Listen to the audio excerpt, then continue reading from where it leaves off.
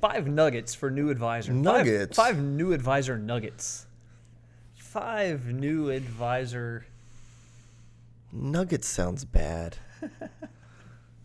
There's something wrong with the nuggets. 5 tidbits. 5 tipperoos. 5 morsels. I'm Steven. And I'm Kevin. And in today's episode of the Steven and Kevin Show, we share 5 tips for you new advisors out there.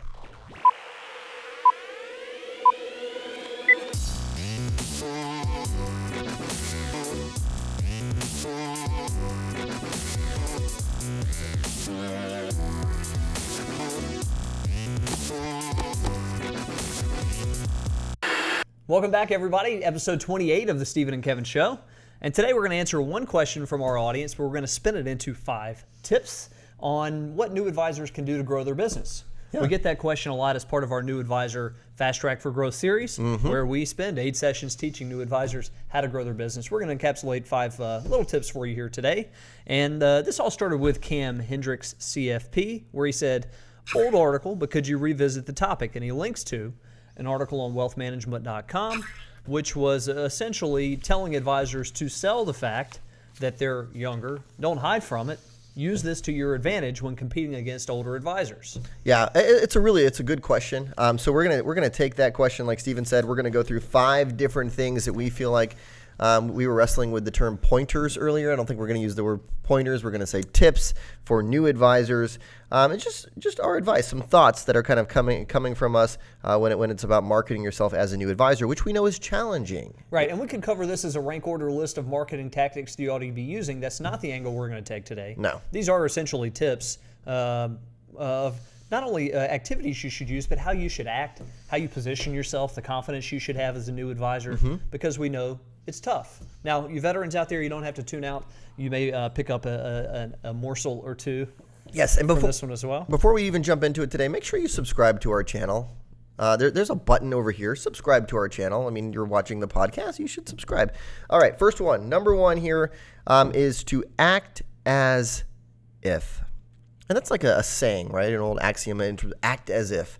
And the point behind that one is if you position yourself, not position, but if you come across as someone who is a hungry advisor looking to grow, people are going to run from that. I mean, you need to act as if you're already successful in terms of what you do. And that's how you carry yourself. That's your posture. That's the way you speak. It's the way you dress.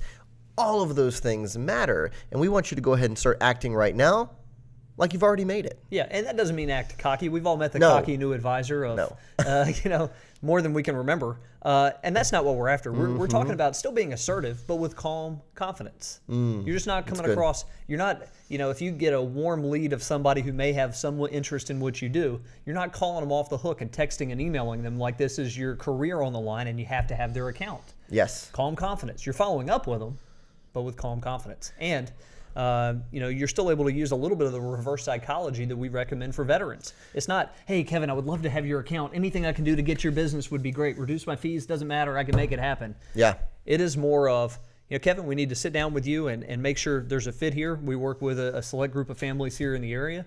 And before we take on a new relationship, we want to make sure, first off, we can help you. And second of all, that we click, that we work well together. I think that's a really good point in terms of, I know a lot of times we want to jump to solutions when we're, especially newer in any kind of sales position. We want to, we know a lot about our solutions. So when people have a problem, we want to jump to say, hey, yeah, we can help. We can definitely help. And that's a rookie mistake, right? I mean, it's better to sit back and ask questions to learn more and clarify their situation, and then eventually get to that point where you're saying, yeah, I think we might be able to help you out here.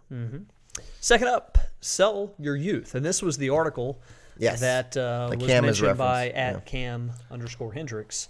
And the premise of that article was basically that if you're younger in the business, don't hide from that. Obviously, if you're 22 years old and you don't have any clients, you don't go around bragging about how beneficial it is that you're 22 and you have such a clean slate. There was an advisor, we were giving a presentation. Remember we were giving that LinkedIn presentation where someone started off their LinkedIn summary by saying, I have over 6 months of experience.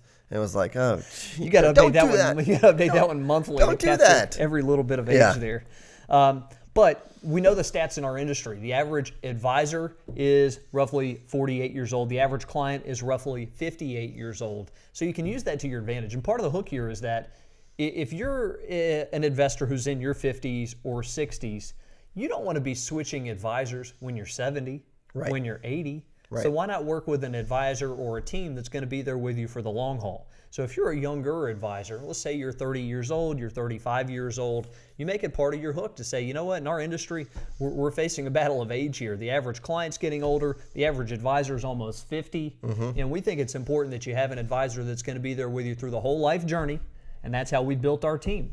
We've got a multi-generational team here. Yeah, I think that's really good stuff. I remember working with an advisor in Boston who took that approach with a lot of his father's friends, and what he would do is he'd also say, let's test it out, right? Why don't you carve off X, and we'll hold the other firm accountable for their fees and performance, and basically he did it as a trial run, and it was fantastic. It was a great strategy, and a lot of times people were willing to start small with him. Third up, let's talk about hosting inexpensive events. Yeah, because when we think about intimate events, we sometimes think, oh my gosh, I don't have a budget for something like that. Yeah, you think two things. I don't have a budget and I don't have many clients to invite. Yeah. And we would make the argument that neither of those should stop you from hosting small events occasionally. You just have to be smart about it. So a couple of tips on being smart with inexpensive events. You can partner with local businesses. Yes. That's a big one, actually. I remember an advisor we worked with up in, she was in the Northwest. She wanted to hold a wine tasting event, but found a local art gallery that had just opened up in her community and decided to do the event there, where she brought in her own bottles of wine, cooked her own hors d'oeuvres, held the event for a fraction of the cost. I think it was $100 per event. And she said it looked like it was a $500 event, right? But it was just a great venue, and the local art gallery was so excited about getting some buzz going about their, the new art gallery in the community. So leverage those. And some of the more popular ones we've seen are art gallery or car dealership or jewelry store or high-end clothing boutique. People that would like wealthy clients to be in their premises, on their premises. And so you can partner with them. Oftentimes they'll give you the space for free. You cater some food in, and there you go. You've got an event. What do you think, though, Stephen, about, I don't have clients to invite, so what should a new advisor do in those scenarios? Typically a new advisor would have a hodgepodge. Obviously, if you've got a few clients, you'd love to have them represented at your event. That way you can kind of call it a client event. Right. But don't be afraid to go out and invite some social contacts of yours, some professional partners, accountants and attorneys, some prospects, some family members if you have to. You want to have events. And part of what this forces, if you said, even as a new advisor, I'm going to do one event a month, you're going to be forced to fill these things up. Yeah. Right? You're going to figure out who to invite because you're not going to want to go with the same client every time. And you know what? Even if you had a couple clients there, like let's say you just had 2 clients there, you could still open up the event by saying, I know we have a few clients here as well as some friends and family. And then people are looking around. They don't know who's a client and who's not a client. Yeah, exactly right. You can also piggyback off community events. Most areas, when the weather warms up a little bit, you've got whether it's a concert coming through town, whether it is an arts festival, a parade, any number of things going on in the community that you can attend and invite clients with you. It doesn't mean you're walking around and buying cotton candy for all the kids necessarily. You can be the one who organizes this outing. Yeah. And the cotton candy would just be a nice touch. Or if you have a friend who's an expert in a particular field, right? So a master gardener or FBI sharpshooter. Yep. Or someone who's great with knitting. Any number of things. If you've got an expert in your client base, leverage them. They'll be glad to help. That sounds like an exciting event, knitting. Knitting.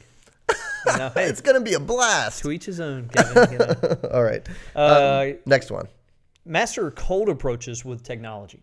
Yes. We hear all the time new advisors talking about they're still doing cold calling, and we think that stuff always serves a purpose. You're trying to do anything you can as a new advisor to bring in business, but a lot of times when we talk to advisors who are doing cold calling, they're not doing any kind of cold outreach via LinkedIn or Facebook or Twitter. They're really neglecting I can't get those. my arms around it, Kevin. I really can't. And we've been in front of so many new advisor groups in the past, and almost every one of them has done some cold calling or door knocking.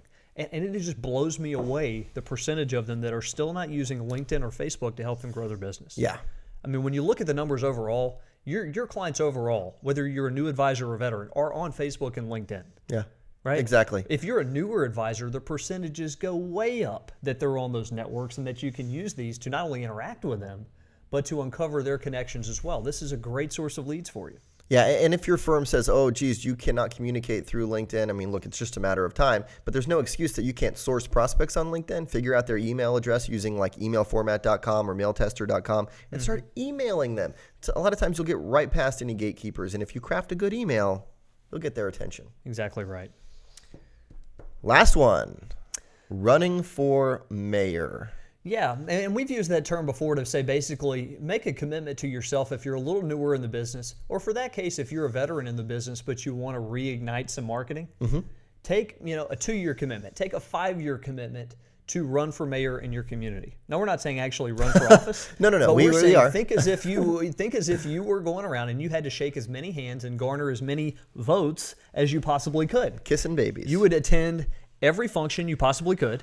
Yeah. You would figure out ways at everything you attend, whether it's part of community involvement or charitable involvement, anything like that. You would figure out ways to meet new people every time you're there because you know you have a vested interest in doing so. And if you're a new advisor in the community, take that few-year commitment to say, you know what, I'm going to attend every freaking thing I can during the workday, after hours. I mean, we know many of you, younger advisors, you have younger families. And as do we. We get that. That is in no way an excuse for not being out and networking. And by that, we're not saying you should spend every night away from home and let your spouse work the kids. You know, this is important to my business. No. Kids help you network. Yeah. Right? I mean, if you're really on the ball during the day, you're networking professionally. You're finding some groups, some lunches, some ways you can donate your time in the community. And at night, you're figuring out ways that you can, yeah, sure, maybe there's some things that are adult specific, but there's a lot of kid-friendly things you can be doing to meet new people. Yeah, I love the concept of a run for mayor. I see it as just as touches, right? I mean, you're just trying to create as many touches with new people as humanly possible and make sure that they know what you do for a living. And you're being very intentional about the process. It's not that you just bump into people and you meet people haphazardly. I mean, you're trying to meet as many people as you can right now. I mean, and being so proactive about it. Yeah, and generally, success as a new advisor, as we see it, is all about the mindset. And we talked about that with Matt Oechsli on one of the previous episodes. But really, when we talk with new advisors who you know are going to make it and who ultimately do make it in a big way, they are fired up about growth. And they're going to try a lot of different things. They're going to work through every marketing activity under the sun to see what is going to work best for them. Little trial and error. But repetition is king. They're coming in fired up about the repetition, even if it's using some activities that aren't all that much fun in the beginning. Right. It gets more fun over time. So, hey, if you haven't checked it out yet, we've got a Fast Track for Growth webinar series, for lack of a better term, that's built for new advisors. Would love to have you in it. There's information available on our website under the coaching tab, then new advisors. If you'd like to ask a question like Cam did, use hashtag #AskStephenandKevin. You can use it on Twitter. You can use it on Instagram. And we'll feature one of your questions for the show. Thanks for joining, everybody.